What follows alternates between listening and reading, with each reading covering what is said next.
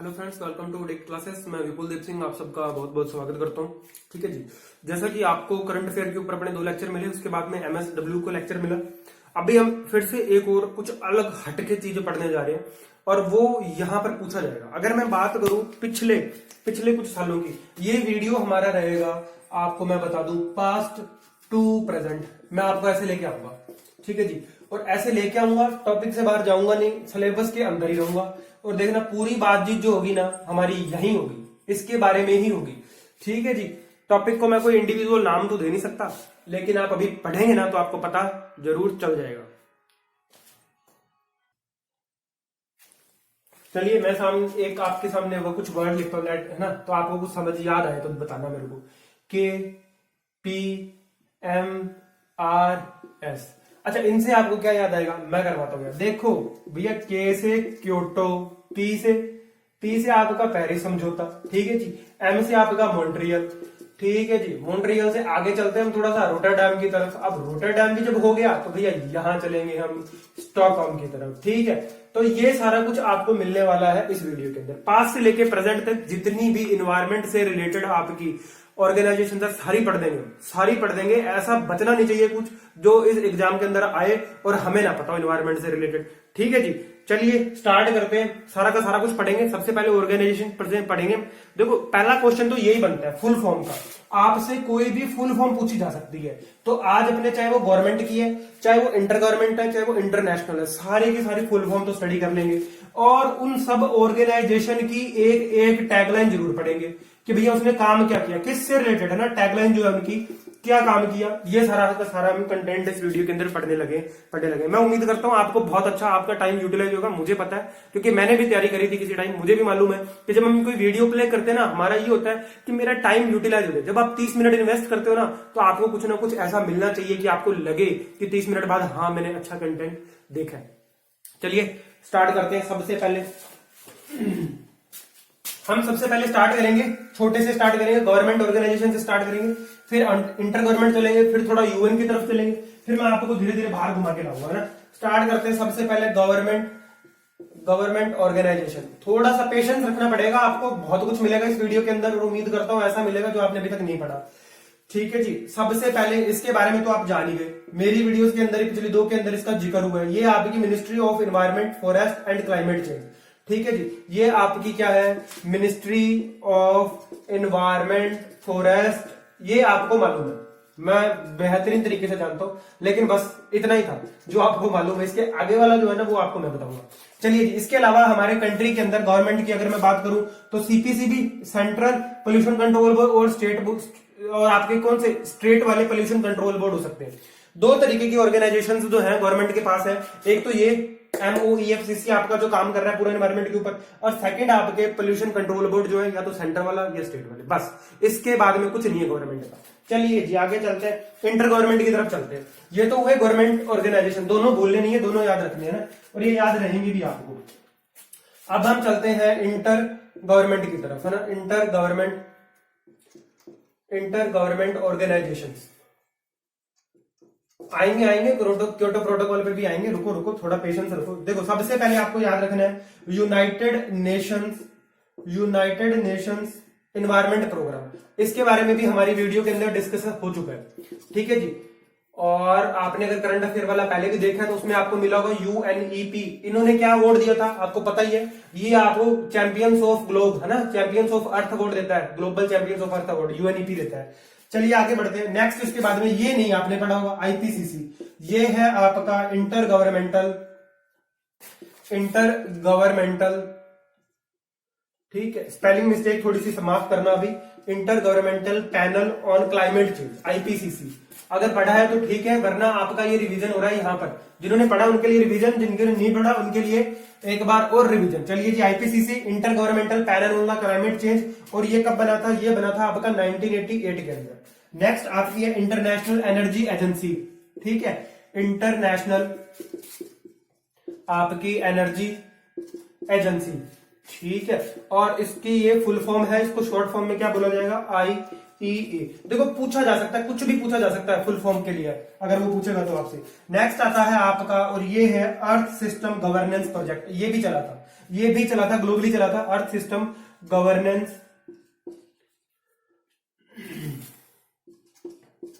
Project. ठीक है जी।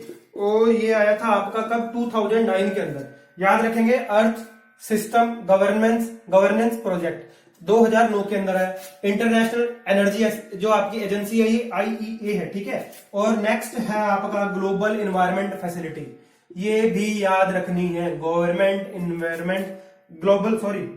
नहीं है, ग्लोबल इन्वायरमेंट फैसिलिटी। मैं थोड़ा सा क्या है, जल्दी में हूं ताकि टाइम कम लगे, है ना, इसीलिए।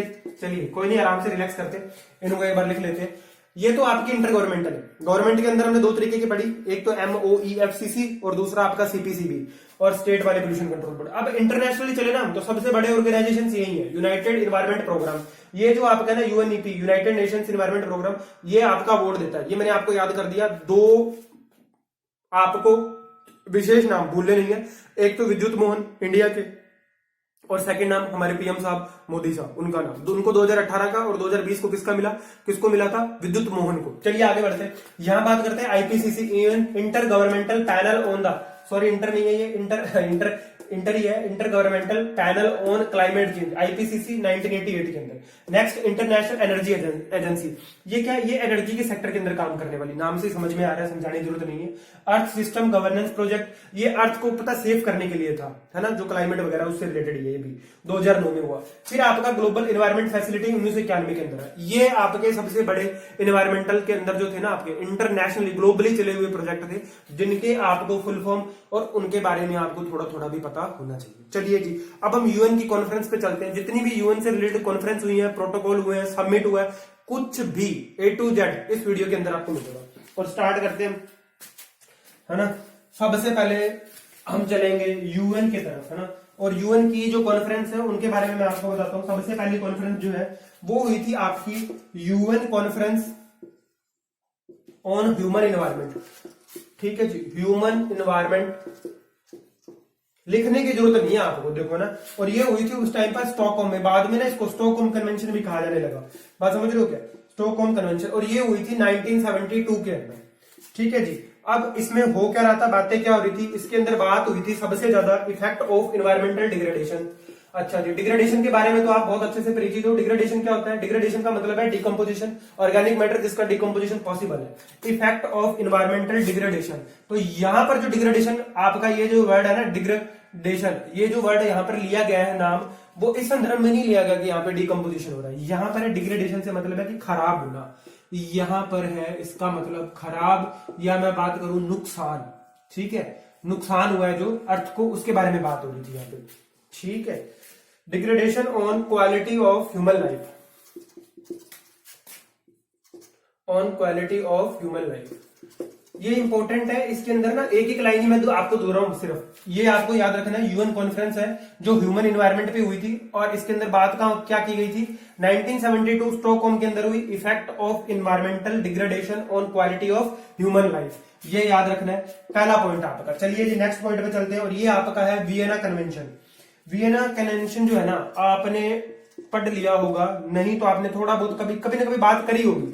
जब भी AC की बात आती है, फ्रिज की बात आती है, रेफ्रिजरेटर की बात आती है ना, तो इसका नाम जरूर आता है। और वियना कन्वेंशन जो है ना, ये आपका स्टार्ट हुआ था 1985 के अंदर, और यहां पर बात करी गई थी ओजोन डिप्लेशन के बारे में, ओजोन डिप्लेशन के बारे में। ठीक है, ओजोन डिप्लेशन, बस इतना ही, एक ही वर्ड बहुत है इसके लिए।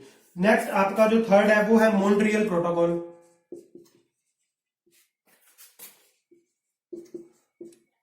मॉन्ट्रियल प्रोटोकॉल जो है ये आपका स्टार्ट हुआ 1989 के अंदर, और यहां पर क्या बात करी गई, ये किस चीज के लिए था, ये था आपका total elimination of ozone depleting substances.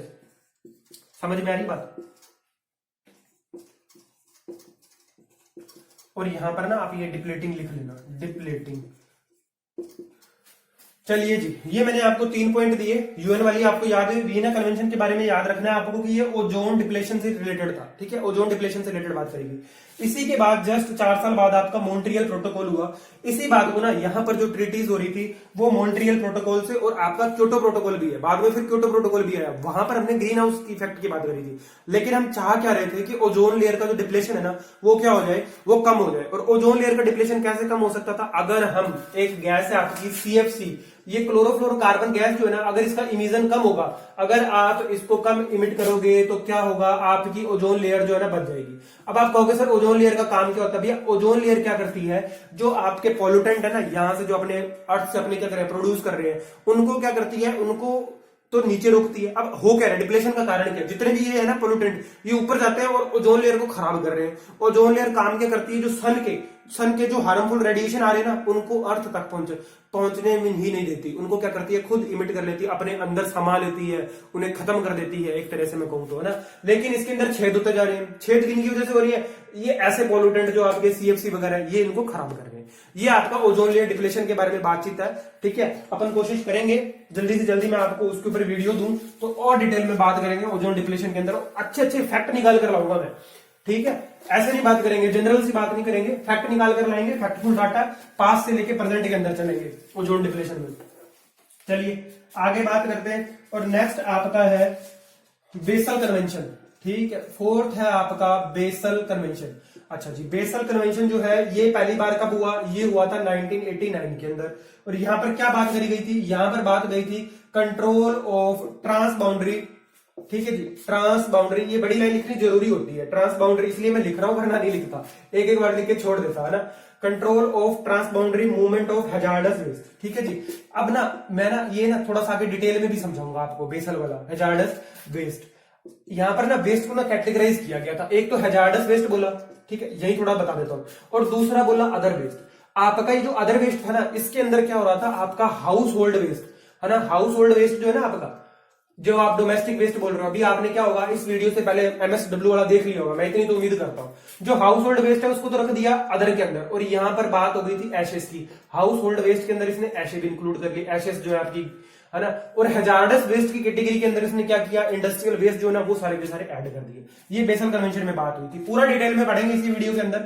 चलिए जी, नेक्स्ट पांचवा है आपका UN convention, UN convention on climate change, climate change. ठीक है, ये इसी ऑर्डर के अंदर हम पढ़ते चले जा रहे हैं, आगे बढ़ते चले जा रहे हैं, पास्ट से लेके प्रेजेंट की तरफ, है ना, क्लाइमेट चेंज। और ये कहां हुई थी, ये हुई थी आपकी न्यूयॉर्क के अंदर, और कब हुई, 1992 में। यहां पर बातचीत क्या करी गई, यहां पर बातचीत करी गई इकोनॉमिक डेवलपमेंट, इकोनॉमिक डेवलपमेंट।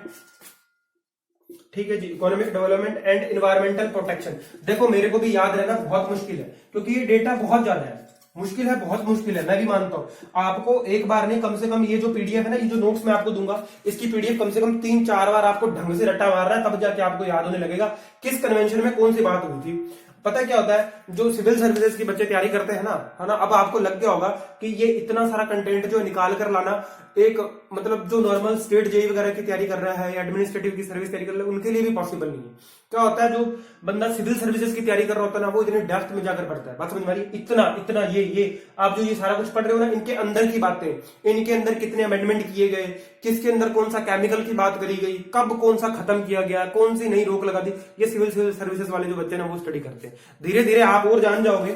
ठीक है जी, next economic development and environmental protection. ये बात समझ में आ रही है कि आपको, ये बात करी गई इसके अंदर, ये सिर्फ एक मीटिंग है, लेकिन इसे पढ़ना जरूरी है क्योंकि इस ऑर्डर के अंदर आ रही है। नेक्स्ट है आपका बायोडायवर्सिटी के ऊपर बात करी गई, अब थोड़ी सी बायोडायवर्सिटी कन्वेंशन, ये भी याद रखना है, अभी तक नाम नहीं आया लेकिन अब आ गया बायोडायवर्सिटी कन्वेंशन। और ये आपका हुआ था नैरोबी के अंदर, नैरोबी के अंदर, नाम थोड़ा सा अलग है तो याद रह जाएगा। और ये हुआ 1992 में। यहां पर क्या बात कही गई, यहां पर कहा गया कि जी प्रिजर्वेशन करो आप ऑफ अर्थ बायोडायवर्सिटी, मतलब अर्थ के ऊपर जितनी भी बायोडायवर्सिटी है, अलग अलग जो स्पीसीज है आपकी, इनकी क्या करो, थोड़ी सी प्रोटेक्शन करो, इनके बारे में ध्यान दो। ये बातें कब कही गई, ये आपकी कही गई बायोडायवर्सिटी कन्वेंशन नैरोबी के अंदर। ये नैरोबी जगह का नाम है, कब कही गई, 1992 के अंदर। ये इसकी टैगलाइन थी, प्रिजर्वेशन ऑफ आपकी अर्थ बायोडायवर्सिटी। नेक्स्ट अगर मैं आपको बताऊं, 7वां पॉइंट जो है अपना, वो है UN conference on environmental development. फिर से ये आपकी यूएन की कॉन्फ्रेंस हुई, यूएन कॉन्फ्रेंस ऑन इन्वायरमेंटल, इसका नाम सेम रहेगा लेकिन जब जब हुई है आपको इसका ईयर याद रखना पड़ेगा, UN conference on environmental development. ठीक है जी, मेरा काम है आपको इतना डेटा दे देना कि आपके क्वेश्चन जो है ना इस रडार से बाहर ना हो, यहीं कहीं घूमता रहे बस। और ये आपका था अर्थ समिट, इसे क्या बोला गया कि ये अर्थ समिट है ना। और ये हुआ कहां था ये याद रखना जरूरी है, ये हुआ था रियो डी जेनेरियो में, रियो डी जेनेरियो में और 1992 के अंदर। चलिए जी 7 पॉइंट मिले आपको। बेसल कन्वेंशन में मैंने आपको हैजार्डस वेस्ट और अदर वेस्ट दो कैटेगरी इन्होंने डिफाइन करी थी। ये हुआ क्या था 1989 के अंदर, तो क्या हुआ था बन तो गया था लेकिन इनफोर्स बाद में हुआ था। बेसल कन्वेंशन के अंदर ही आपकी 97 कंट्रीज टोटल आ चुकी हैं और जो लास्ट कंट्री ऐड हुई है वो क्रोएशिया है। क्रोएशिया मैं दूंगा, सब कुछ दूंगा इसी वीडियो के अंदर, लेकिन पेशेंस रखने पड़ेंगे। नेक्स्ट आपका क्या है यूएन आपका कन्वेंशन ऑन क्लाइमेट चेंज, ये न्यूयॉर्क के अंदर हुआ 1992 में। फिर आपका बायोडाइवर्सिटी कन्वेंशन नैरोबी के अंदर। देखो ये स्टार मार्क करने लायक चीज है क्योंकि ये अभी तक पहली बार हुई 1992 के अंदर, ये स्टार मार्क करने लायक है। देखो ये याद रखना है आपकी रडार से बाहर ना हो, ये भी याद रखना है। लेकिन ये कॉन्फ्रेंसेस है, ये प्रोटोकॉल्स होते हैं, जैसे ये वाला ना बेसल कन्वेंशन, ये प्रोटोकॉल्स होते हैं कुछ, है ना, इनका ध्यान रखना है। चलिए आगे बढ़ते हैं। नेक्स्ट 7 पढ़ लिए हमने, ये 20 या 22 है और उनके बाद में कहानी खत्म है, बस आप ये मान लो।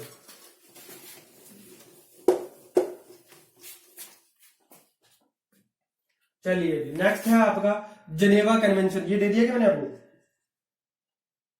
ये नहीं दिया मेरे को लगता है, मैंने बीच में छोड़ दिया। जनेवा कन्वेंशन है ना, जनेवा कन्वेंशन दे दिया तो ठीक है, वरना आप यही नोट कर लो। ये 1990 के अंदर हुआ था और यहां बात करी गई थी technology and financial developing countries, technology and financial help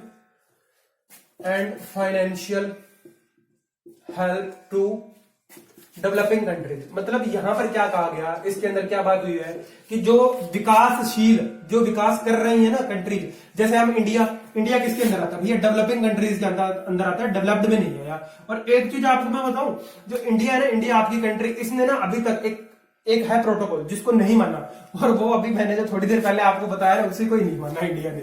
चलो इसके बारे में बात करेंगे। ये इंपॉर्टेंट हो जाता है कि इंडिया भी कई जगह पर, देखो आपने देखा होगा कई सारे ऐसे हैं, सार्क है, दक्षेस है ना, ब्रिक्स है, और अगर मैं बात करूं एशियन है, आसियान समझौता जो है, बहुत सारे हैं। कई चीजों के अंदर इंडिया भी नहीं मानता है ना। ऐसा नहीं है कि हर जगह पे हम मतलब ऐसे गांधी जी के सिद्धांत को फॉलो करते हैं, हमें जो कहा हमने मान लिया, हाँ कर दी, नहीं। हम भी कई चीजों को नहीं मानते, जो हमारे फायदे की चीजें उसे हम कैसे मान जाएंगे, हमें कोई रोकेगा तो नहीं ना। अगर हमारा किसी चीज से फायदा हो रहा है तो हम मानेंगे नहीं, वो भी है, उसकी भी बात करेंगे। चलिए ये आपको समझ में आया, जिनेवा कन्वेंशन 1990 के अंदर हुआ था। क्या बात करी गई थी, फाइनेंशियल हेल्प देनी है आपको डेवलपिंग कंट्रीज को, ये किया गया था इसके अंदर। और आगे बढ़ते हैं, बात करते हैं तो क्योटो प्रोटोकॉल की। लो जी आ गया जी क्योटो प्रोटोकॉल, बड़े खुश हो रहे हो आप लोग, है ना। क्योटो प्रोटोकॉल आ गया सर, 1997 के अंदर हुआ। और यहां पर क्या बात करी गई, यहां पर बात करी गई स्टेबलाइजेशन ऑफ आपकी ग्रीन हाउस गैसेस। और सबसे ज्यादा ग्रीन हाउस गैस जो थी ना, उनके ऊपर बात करी गई। और CO2 जो था ना, ये बार बार कन्वेंशन हुआ और CO2 के ऊपर, CFC के ऊपर, इनके ऊपर, CO के ऊपर इन्होंने बहुत काम किया। क्योटो प्रोटोकॉल जो है, इसने खास तौर पर याद रखना है बायो, जो आप कह रहे हैं ये वाला green house gases, green house gases के ऊपर सबसे ज्यादा अगर कोई जोर देने वाला प्रोटोकॉल है वो आपका क्योटो जगह भी है, जापान में ही है, ठीक है, जापान के अंदर है। आगे बढ़ते हैं, नेक्स्ट डिस्कस करते हैं world summit on sustainable development. ठीक है, वर्ल्ड समिट, ये ज्यादा इंपॉर्टेंट नहीं है लेकिन फिर भी क्या मालूम पेपर बनाने वाले का, world summit on sustainable development पूछ ले पहली बार कब हुआ था, है ना, अभी तक तो हुआ नहीं। और चलो जब हुआ इसी लाइन के अंदर पढ़ते हैं। चलिए जी, ये हुआ आपका सस्टेनेबल डेवलपमेंट, ये हुआ आपका 2002 के अंदर, ठीक है जी। यहाँ क्या करी गई थी इसके अंदर, ये आपका हो गया था, अगर नंबरिंग मैंने नहीं लगाई तो मैं यहाँ पर स्टार मार्क कर देता हूँ, जेनेवा, फिर आपका क्योटो, और क्योटो के बाद में world summit on sustainable development, ठीक है जी, सस्टेनेबल डेवलपमेंट पे हुआ ये आपका। और ये हुआ किस जगह पे, जोहासिनबर्ग में। जोहासिनबर्ग कहाँ पे भैया, साउथ अफ्रीका में, रिपब्लिक ऑफ साउथ अफ्रीका ऐसे लिखा जाता है ये, ठीक है जी। और ये 2002 है, 2002 है। अच्छा जी, यहाँ पर बात क्या करी गई थी, यहाँ पर बात करी गई थी इंटरनेशनल सोलिडरिटी के बारे में। सोलिडरिटी किस चीज की भैया, सोलिडरिटी ऑन एनवायरमेंटल इश्यूज, ये ना टाइम के साथ चल रहे क्रोनोलॉजिकल ऑर्डर में, ठीक है, ऑन एनवायरमेंटल इश्यूज। जैसे जैसे आगे आते जाएंगे प्रेजेंट तक आएंगे हम पीछे से लेके। World summit on sustainable development 2002 Johannesburg, ये कहां पे, रिपब्लिक ऑफ साउथ अफ्रीका में। क्या बात करी गई, international solidarity on environmental issues, ये बात करी गई थी। बस इतना ही आपके काम का है। अंदर जिसके घुसना है वो अपने घुसेंगे अच्छे से। वो है नेक्स्ट आपका, देखो इसके अंदर भी घुसना, बाली इंडोनेशिया, इसके बारे में भी जानना बहुत जरूरी है। बाली इंडोनेशिया कन्वेंशन हुआ और ये आपका 2007 के अंदर हुआ। अच्छा जी, इसमें क्या बात करी गई थी 2007 वाले में, वो भी बताता हूं मैं आपको। ये थोड़ी लंबी चौड़ी बात है, चलो लिख देता हूं मैं। Ad hoc working group on long term. थोड़ा सा मेरे को टाइम लग जाता है लेकिन मैं डेटा आपको ज्यादा देता हूं, ये मुझे पता है। लॉन्ग टर्म कोऑपरेटिव एक्शन है ना, कोऑपरेटिव एक्शन, ठीक है जी, cooperative action under the convention.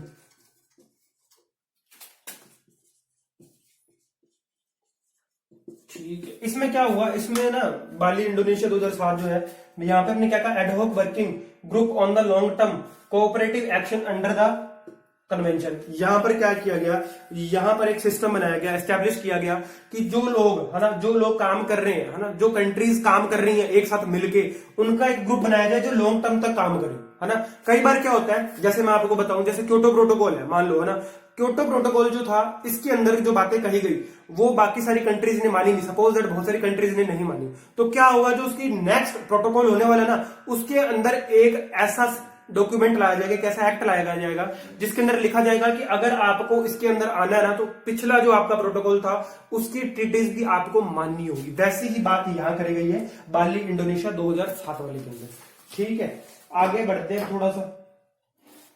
ये क्लाइमेट चेंज वाली कॉन्फ्रेंस आपकी फिर से आ गई और ये आपको पढ़नी तो पड़ेगी। अब कितनी बार हुई है, कितनी बार हुई है ये भी पूछा जा सकता है, अभी अपने आप में क्वेश्चन है ना, कि यूएन की जो क्लाइमेट चेंज के ऊपर कॉन्फ्रेंस होती है इंटरनेशनली, वो कितनी बार हो चुकी है ये भी पूछ सकता है। चलिए जी, उससे पहले मैं आपको लिखा देता हूं 11 नंबर का, और ये है कोपेनहेगन आपका समिट, ये आपको याद रखना है। और जो भी मैंने आपके साथ बात करी थी ना कि भैया माना नहीं जाता किसी प्रोटोकॉल को, अगर नहीं माना गया तो नेक्स्ट प्रोटोकॉल के अंदर पहले उसकी बातें बनवाई जाती है जोर देकर, कि अगर आपको मेंबर बनना है किसी कंट्री को जो पिछली बार नहीं बनी, तो क्या कहा जाता है, पुरानी ट्रीटीज मानो ना। और इसके अंदर क्या किया गया, देखो बहुत इंटरेस्टिंग बात है, road map for post Kyoto protocol.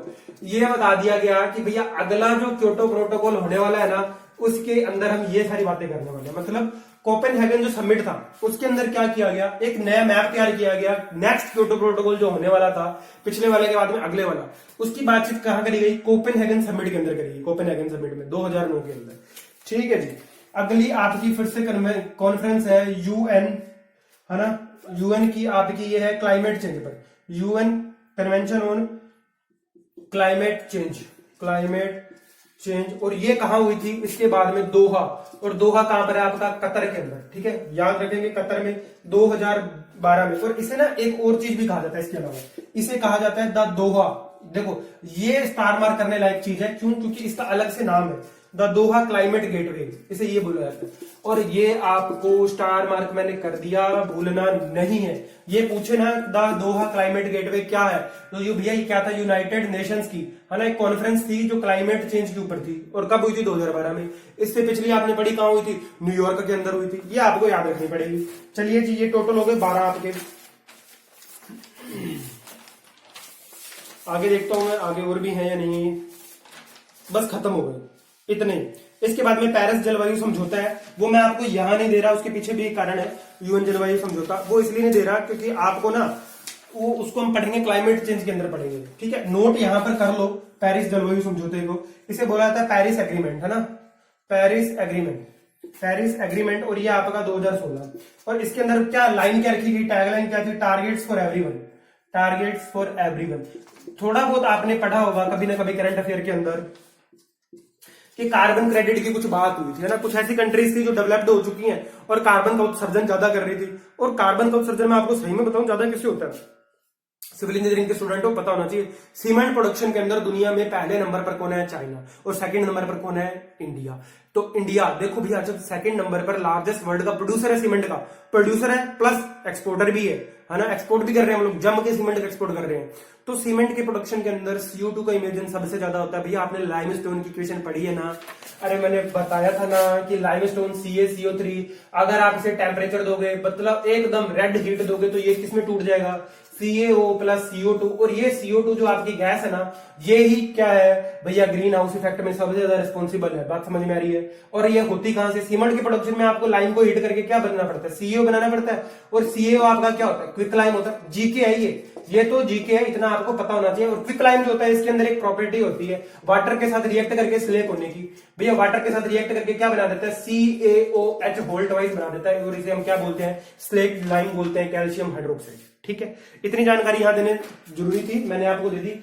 आपको मैंने 12 या 13 पॉइंट दिए हैं, और ये वो इंपॉर्टेंट पॉइंट है जो आपसे एग्जाम के अंदर इनमें से पूछा जा सकता है। देखो करंट अफेयर तो हमने पढ़ लिया, अब ना ये क्या है, ये आपके प्रोटोकॉल, ट्रीटी, समिट, कॉन्फ्रेंस वाला पोर्शन है जो मैं आपके लिए इस वीडियो के अंदर लेके आया था। 12 आपको याद रखने हैं, भूलने नहीं है। चलिए आगे बढ़ते हैं और बात करते हैं उस चीज का जिसका आपको सबसे ज्यादा इंतजार है, और वो है आपका मॉन्ट्रियल प्रोटोकॉल। चलिए ज्यादा नहीं, 3 ही पढ़ेंगे, और 3 भी ऐसे पढ़ेंगे कि इनमें से क्वेश्चन आए ही आए। मॉन्ट्रियल प्रोटोकॉल आपका 1987 के अंदर हुआ। अच्छा जी, इसके अंदर मेन प्रोविजन क्या था, मेन प्रोविजन जानना सबसे ज्यादा जरूरी होता है। सबसे पहले कि बातें क्या करी गई थी इसके अंदर बातें करी गई कि हर कंट्री, इंडिविजुअल कंट्री जो है ना, वो क्या करे, अगर कोई ऐसा प्रोडक्ट यूज कर रही है, जो CFC का है ना, CFC का उत्सर्जन कर रहा है, उसे आप मत यूज करो। पहली बात तो इसने स्टार मार्क करवा दी कि ऐसे प्रोडक्ट नहीं यूज करने जिनके अंदर से क्या हो रहा है, CFC प्रोड्यूस हो रहा है। सेकंड बात इसने ये करी कि वो डेवलप्ड कंट्रीज जो डेवलप हो चुकी हैं, डेवलप्ड कंट्रीज हैं, उनको क्या बोला कि आप ना क्या करो, फाइनेंशियल सपोर्ट दो। फाइनेंशियल सपोर्ट दे दो। आप किनको दो, देखो मैं बिल्कुल आसान शब्दों में बता रहा हूं, और ऐसे ही आपको याद करना है, तभी आप क्वेश्चन जो है ना अटेम्प्ट कर पाओगे। प्रोविजन क्या था कि भैया CFC वाले प्रोडक्ट यूज नहीं करने, और जितनी भी आपकी जो डेवलप्ड कंट्रीज हैं उनको क्या बोला गया कि आप एक ग्रुप बनाओ, और आप क्या करो, फाइनेंशियल सपोर्ट दो। किन कंट्रीज को, डेवलपिंग कंट्रीज को, ताकि वो क्या कंट्रोल कर सके, वो भैया CFC वाले जो प्रोडक्ट है ना उनके ऊपर कंट्रोल कर सके। देखो मेरी बात सुनो, अब ना अगर हम बात करें इंडिया की, नेपाल की, है ना, तो हम लोग क्या डेवलपिंग कंट्रीज के अंदर आ रहे हैं, तो ये वो कंट्रीज है जो अपने आप को रोक नहीं लगा सकती। हमारे पास जो AC है, आप समझ लो ना, एयर कंडीशनर जो है हमारे पास बहुत बाद में आया है ना, बाहर जो डेवलप्ड कंट्रीज उनमें बहुत पहले से यूज हो रहा था। तो जब AC हमारे पास आया, अब हमारे पास CFC का उत्सर्जन नहीं हो रहा, करंट के अंदर जो AC जा रहे हैं ना, उनसे CFC नहीं निकल रहा। आप बता लगा देना AC आंसर, ठीक है।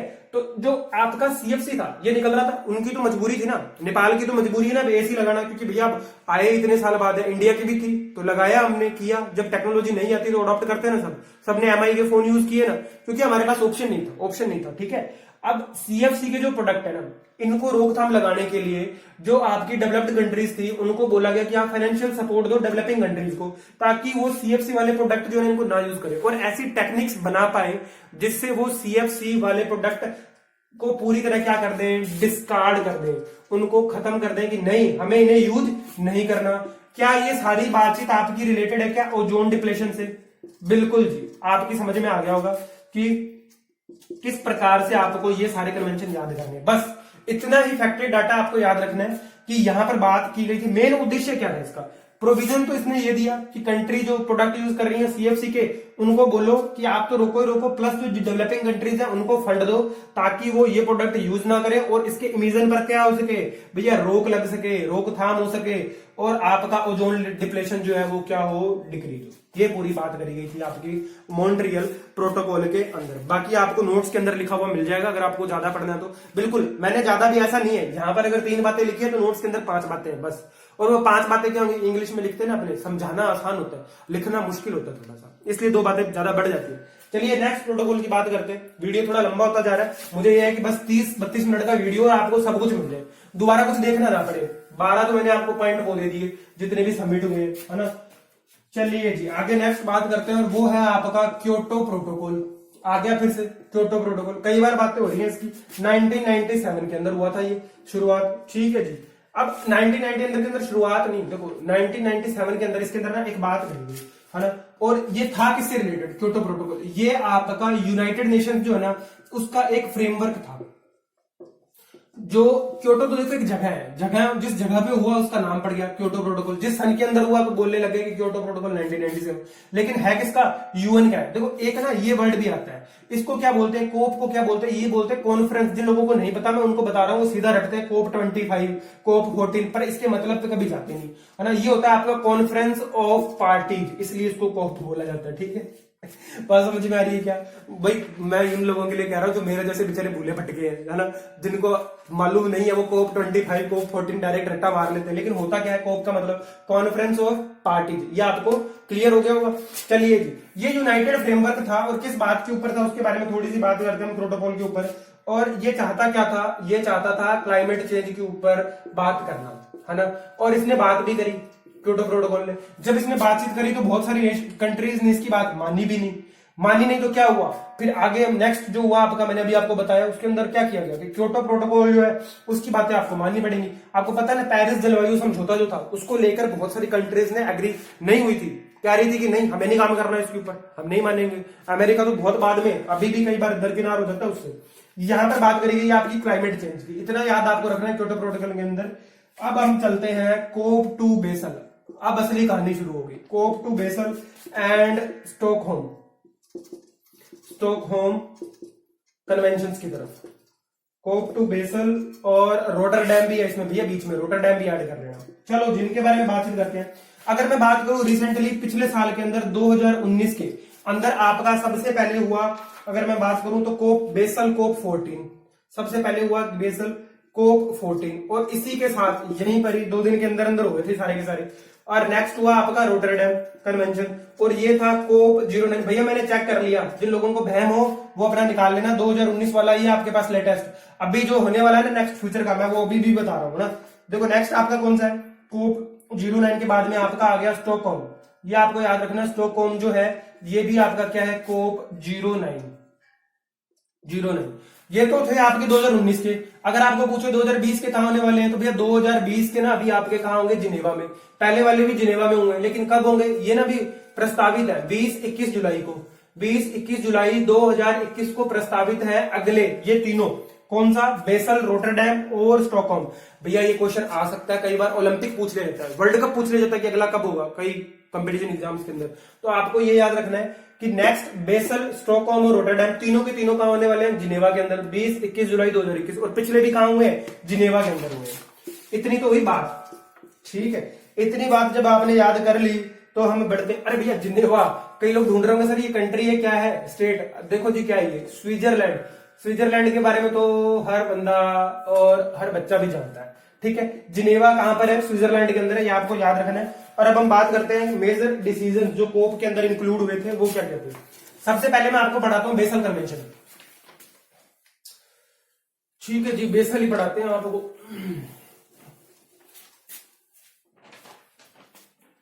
सबसे पहला है आपका बेसल। बेसल कन्वेंशन में क्या हुआ था, क्या बातें करी गई थी, ठीक है, इनके बारे में बात करते हैं। यहां पर क्या हुआ, सबसे पहले तो ना मिक्स्ड, जो आपका मिक्स्ड प्लास्टिक है ना, मिक्स्ड प्लास्टिक, या मैं यूं कहूं कि कंटेमिनेटेड है, जिसके साथ क्या घूम रहे हैं, माइक्रो ऑर्गेनिज्म घूम रहे हैं, उनके लिए क्या बनाया गया, एक सिस्टम तैयार किया गया। और वो क्या है, पीआईसी बोला जाता है इसे। और पीआईसी का मतलब क्या होता है, प्रायर इन्फॉर्म्ड और कंसेंट, ठीक है। पीआईसी ये एक तरीके का क्या हो गया आपका, क्या एक एक्ट जैसा एक्ट है, ठीक है। बात समझ में आ रही है। क्या बात कही गई बेसल कन्वेंशन में कि मिक्स्ड प्लास्टिक जो आपका कंटेमिनेटेड है। वैसे मैंने यहाँ पे कभी आपको थोड़ी देर पहले बताया कि बेसल कन्वेंशन के अंदर वेस्ट के ऊपर किया गया था, 2 बातें तय करी गई, एक तो हजार्डस वेस्ट होगा और दूसरा कौन सा होगा आपका अदर वेस्ट होंगे, जिनके अंदर हमने क्या किया, वो ऐड कर लिया आपके बेसिक वाले, कौन से, जो आपके हाउस होल्ड वेस्ट है, वो सारे के सारे आ गए, ठीक है। अब इसके अंदर देखो यहाँ पर पीआईसी बनाएगी, और ये पीआईसी वर्ड है ना आपको सेम काम आएगा अगले वाले कन्वेंशन के अंदर भी। इसे बोला जाता है प्रायर इन्फॉर्म्ड कंसेंट, है ना। पहले से इन्फॉर्म कर दिया कि भैया मिक्स्ड प्लास्टिक जो है कंटेमिनेटेड है, या आपका ई वेस्ट है, अगर मैं बात करूं आपका ई वेस्ट है, या और भी कोई हैजार्डस वेस्ट है। हैजार्डस वेस्ट कौन सा, यहां पर कंसर्न था, चाहे तो वो इलेक्ट्रॉनिक हो और चाहे वो इंडस्ट्रियल हो, यहां पर इस वेस्ट के साथ बात हुई थी, किसी केमिकल के बारे में बात नहीं हुई। यहां पर याद रखना बेसल कन्वेंशन में सिर्फ plastic, electronic waste, hazardous waste, उन सब वेस्ट के बारे में बात करी गई, ठीक है। और क्या बोला गया कि आप ना जो भी इलेक्ट्रिकल और इलेक्ट्रॉनिक दोनों चीजें हैं, इलेक्ट्रिक और इलेक्ट्रॉनिक इक्विपमेंट बनाने वाले हैं, कंट्रीज जो इसके मेंबर है ना उनके लिए बात कही गई कि इलेक्ट्रिकल और इलेक्ट्रॉनिक जितने भी आप इक्विपमेंट बनाए वो इस कन्वेंशन की जो टेक्निकल गाइडलाइंस है उनको फॉलो करता हुआ होना चाहिए, ठीक है जी। और बाकी की डिटेल्स मैं लास्ट में दूंगा इसके बारे में जो भी बाद में करी गई है। नेक्स्ट उससे पहले हम पढ़ते हैं अंडर रोटरडैम कन्वेंशन। कुछ बातें रोटरडैम कन्वेंशन के अंदर भी करी गई। बेसल के अंदर आपको याद रखना है कि यहाँ पर वेस्ट को 2 पार्ट में डिवाइड किया गया था, मैंने आपको पहले भी बताया। यहाँ पर गाइडलाइंस बनाई गई, टेक्निकल गाइडलाइंस बनाई गई, इलेक्ट्रिकल इलेक्ट्रॉनिक इक्विपमेंट जो आपके थे उनके बारे में बातें करी गई। और बोला गया कि कंटेमिनेटेड वेस्ट जो है ना उसका सेग्रीगेशन भी करो, है ना, थोड़ा सेग्रीगेशन करो। पूरी की पूरी वेस्ट के ऊपर बातचीत करी गई। नेक्स्ट अपने पढ़ते हैं रोटरडैम कन्वेंशन। अच्छा जी, रोटरडैम कन्वेंशन जो है ना यहां पर इंपॉर्टेंट अगर मैं बताऊं आपको, ये अडॉप्ट किया गया सबसे पहले तो। अडॉप्टेड कब किया गया, स्पेलिंग गलत लिख दी मैंने, अडॉप्टेड कुछ और ही लिख दिया था, अडॉप्टेड 1998 के अंदर। और ये फोर्स में कब आया ये भी याद रखना जरूरी है। फोर्स के अंदर आया ये आपका 2004 के अंदर।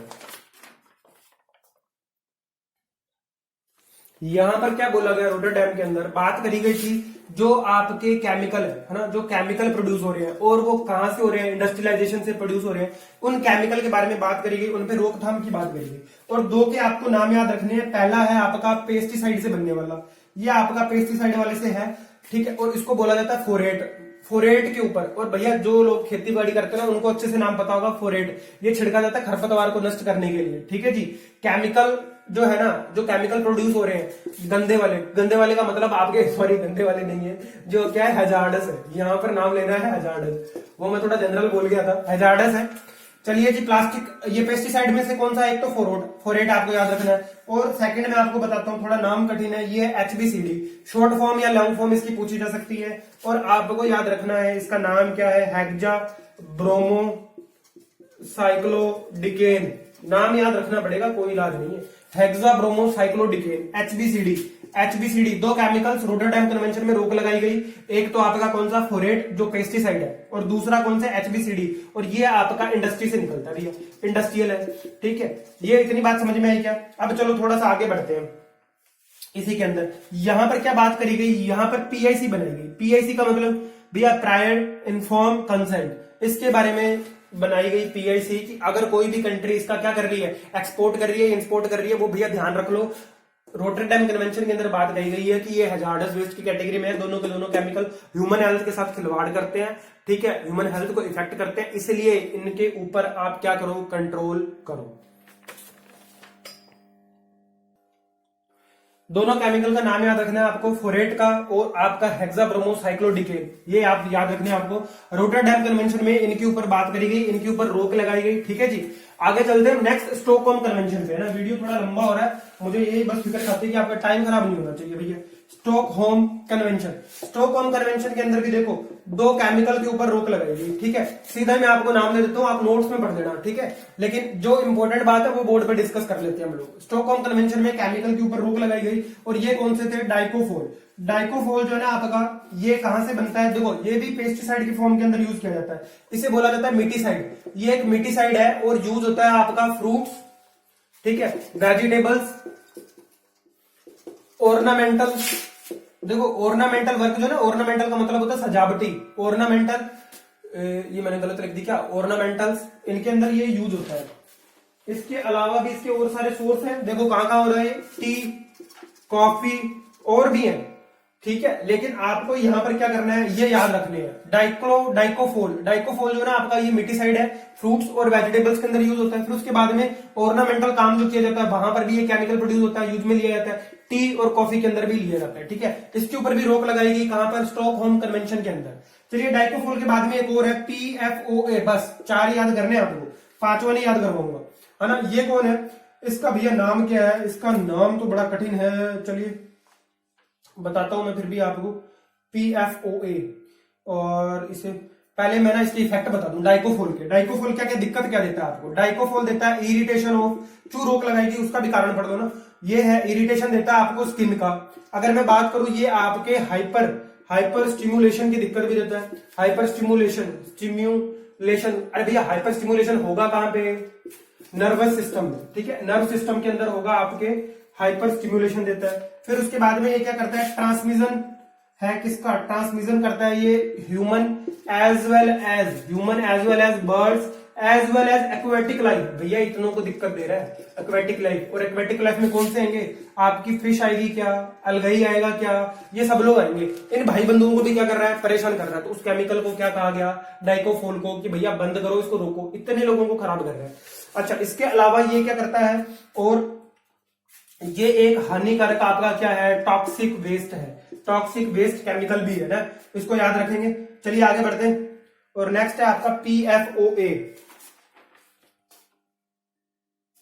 नेक्स्ट है आपका परफ्यूरोटोनिक, है ना, याद रखेंगे, परफ्यूरोटोनिक एसिड, परफ्यूरोटोनिक एसिड को भी याद रखेंगे, ये नाम याद रखेंगे। सबसे पहले तो मैं आपको बताता हूं इसके सोर्स क्या क्या है, सोर्स याद करो और इसका इफेक्ट याद करो, इंपॉर्टेंट है ये, इसलिए बताया जा रहा है, ठीक है। ये एक इंडस्ट्रियल केमिकल है, सबसे पहले याद रखेंगे कि भैया इंडस्ट्रियल केमिकल है, तो इंडस्ट्री के अंदर काम आएगा।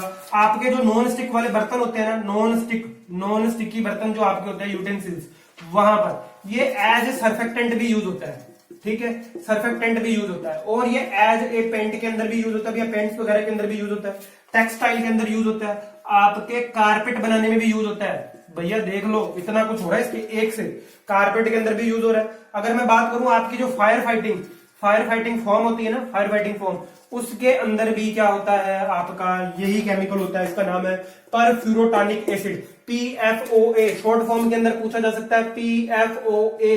भैया सोर्स क्या क्या है, सोर्स मैंने लिखा आपका, जितने भी आपके नॉन स्टिकी कुकवेयर, जितने भी बर्तन है, उनके जो तला होता है ना, वो इनका बना हुआ होता है, ठीक है। तो भैया ये नॉन स्टिकी यूटेंसिल्स के अंदर सर्फेक्टेंट्स है, पेंट इंडस्ट्री में, टेक्सटाइल इंडस्ट्री में, कारपेट में, और सबसे इंपॉर्टेंट फायर फाइटिंग फॉर्म के अंदर भी ये केमिकल होता है। और इसकी बात कहां की गई, इसकी बात आपकी स्टॉकहोम कन्वेंशन के अंदर करी गई कि इस केमिकल को बंद कर दो, है ना।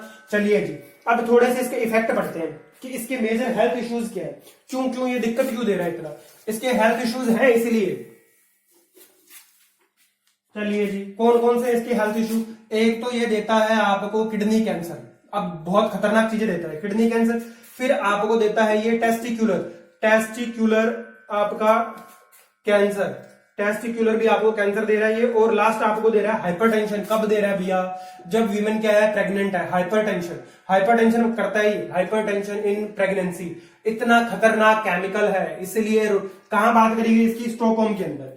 और स्टॉकहोम के अंदर ही ना, पता है पहले क्या किया गया, 12 केमिकल थे जिनको क्या बोला गया, बहुत इंपॉर्टेंट पॉइंट है, बहुत ज्यादा इंपॉर्टेंट, पूरा का पूरा वीडियो के अंदर अगर मैं सबसे इंपॉर्टेंट पॉइंट की बात करूं तो ये है, ठीक है। और उनको क्या बोला गया, 12 केमिकल्स को ओजोन डीटी ओजोन भी कहा गया। ओजोन डीटी बोल लो यार, ये लिखा हुआ है डीटी ओजोन। कितने सबस्टेंसेस थे, कितने सबस्टेंसेस की लिस्ट थी, तो ये 12 सबस्टेंसेस की लिस्ट थी। और वर्तमान के अंदर भैया प्रेजेंट के अंदर इस लिस्ट में कितने हो गए हैं, 30 हो गए हैं भैया, 30 याद रखना। डीटी ओजोन के अंदर कितने केमिकल है, 30 केमिकल्स हैं जिनके ऊपर रोक लग चुकी है। मैंने आपको 4 याद करवाए हैं, चारों इंपॉर्टेंट है। और याद रखना टोटल नंबर कितने, 30। और आपको अभी तक इसके अंदर कितनी बात करी गई थी, 12, लेकिन वर्तमान में कितने शामिल कर लिए, 30, ठीक है जी। इतना सफिशिएंट है आपका स्टॉकहोम के अंदर। अब हम ना थोड़ा सा वापस चलते हैं, बेसल बैन की तरफ चलते हैं, ठीक है। बेसल बैन थोड़ा सा बात करेंगे, जो मैंने बीच में एक बार बात करी थी उसके बारे में मैं बताऊंगा आपको, क्योंकि मेरे को यहां पर बताना है, एक डेटा बताना है आपको, और वो जरूरी है। क्या डेटा है, वो ये है आपका बेसल बैन के ऊपर। एक बार मैंने पहले भी बता दिया, लेकिन अब फिर बता रहा हूं। बेसल बैन के अंदर अगर 97 कंट्री की बात करूं तो वो आपकी क्रोएशिया ऐड हुई है, ठीक है जी, क्रोएशिया ऐड हुई है। ये तो आपको याद रखना, फैक्टेड डेटा है, ठीक है। और यहां पर वो मैंने हैजार्डस वेस्ट वगैरह आपको डिस्कस कर ही दिया कि यहां पर वेस्ट को 2 कैटेगरीज के अंदर बांटा गया। एक तो आपका हैजार्डस और दूसरा अदर वेस्ट बोला गया। और अदर वेस्ट में मेनली कौन सा था, आपका डोमेस्टिक। और डोमेस्टिक से भी भैया कौन सा, आपकी एशेज जितनी भी है माइक्रोन के अंदर साइज वाली, है ना। चलिए, और यहां पर क्या बात करी गई, यहां पर बात करी गई आपकी 29, जो क्या है भैया आपके अमीर शहर। अगर मैं बात करूं अमीर कंट्री, अमीर देश जो है उनसे कहा गया, जो क्या यूज कर रहे हैं, ओशियंस के अंदर अपना शिप्स वगैरह चला रहे हैं, उनको बोला गया कि आप लोग ना थोड़ा सा भैया ध्यान रखो, है ना, ध्यान रखो, आप लोग शिप्स वगैरह चला रहे हो तो आपके जो प्रोडक्ट है, आप जो भी आ रहे हो जा रहे हो, क्योंकि शिप क्या है, पानी के अंदर चल रहा है ना, उसका जितना भी सिस्टम है सारा का सारा, अगर कुछ भी सपोज दैट एक शिप भी अगर टूट गया, उनके अंदर क्या होता है, टन्स के अंदर फ्यूल होते हैं और वो सारे कहां ऐड हो जाते हैं, पानी के अंदर, और वो एक्वेटिक लाइफ को क्या कर देते हैं, डिस्ट्रॉय कर देते हैं। यहां पर एक काम किया गया, 29 कंट्रीज को बोला गया कि आप इसके अंदर ऐड हो, इस कन्वेंशन के अंदर, बेसल बैन के अंदर, लेकिन वो लोग नहीं माने, वो लोग नहीं माने, ठीक है। लेकिन क्या किया गया, एक ग्रुप बनाया गया और वो ग्रुप था OCED, ठीक है। OCED आपको याद रखना है और इसकी मैं फुल फॉर्म भी लिखवा देता हूं आपको। ये है आपका organisation to economic cooperation and development, ठीक है, कोऑपरेशन एंड डेवलपमेंट। ये इससे रिलेटेड है, इससे किससे रिलेटेड है, ये बेसल बैंक से रिलेटेड है, इसलिए बता रहा हूं OCED। अगर ये सिर्फ अकेला पूछ लीजिए, organisation to economic cooperation and development, बात समझ में आ रही है, ये इसकी फुल फॉर्म है, इसके अंदर बात करी गई। अब इस प्रोटोकॉल के अंदर आपको पता है कई सारे मेन कंट्रीज जो है ना, आपको लग रहा होगा कि बेसल बैन, हाँ जी हाँ बहुत बड़ा है, तो इसके अंदर सारे दुनिया के जितने भी देश है वो सम्मिलित होंगे। लेकिन मैं आपको एक छोटी सी लिस्ट देता हूं, आपको देखकर बड़ा अचंभा होगा। देखो क्या, US, कनाडा, जापान, देख रहे हो कितनी मेन कंट्रीज हैं, जापान, ऑस्ट्रेलिया, देख रहे हो, न्यूजीलैंड, क्लाइमेट इमरजेंसी, भैया देख लो इधर आ गया ये, साउथ कोरिया, ठीक है, साउथ कोरिया, रशिया, ये देखो आपके सबसे मेन कंट्रीज जो है, और इसी लिस्ट के अंदर है मेरा महान भारत। समझ रहे हो, ये बता रहा था मुझे आपको, ये सारी कंट्रीज है जिन्होंने अभी भी बेसल बैन कन्वेंशन को रेटिफाई नहीं किया। बात समझ रहे हो कि ये लिस्ट बनाई है मैंने, और भी कंट्रीज है, लगभग 32 के आसपास कंट्रीज है मेन जिन्होंने रेटिफाई किया हुआ है, अभी तक नहीं माना इस बेसल बैन कन्वेंशन को। बस यही डेटा था जो मुझे आपको देना था। चलिए जी, ये कन्वेंशन जो है, या तो आपको याद रखना ही है कब अडोप्ट हुआ था, 1988 के अंदर, 1989 के अंदर, और फोर्स में कब आया, 1992 के अंदर। ये दो बातें तो याद रखनी है। सबसे इंपॉर्टेंट आपका कन्वेंशन है बेसल बैन कन्वेंशन। क्यों इंपॉर्टेंट है, क्योंकि इस कन्वेंशन के अंदर आप देख रहे हो ना, इतने मेन कंट्रीज है जिन्होंने अभी भी रेटिफाई नहीं किया इसके अंदर, सम्मिलित नहीं हुए, ठीक है। मैं अपने शब्दों को यहीं विराम देता हूं, तब तक के लिए धन्यवाद। ज्यादा से ज्यादा लाइक करो, शेयर करो, सब्सक्राइब करो, और टाइम मिले तो दोबारा भी देखो। Thank you.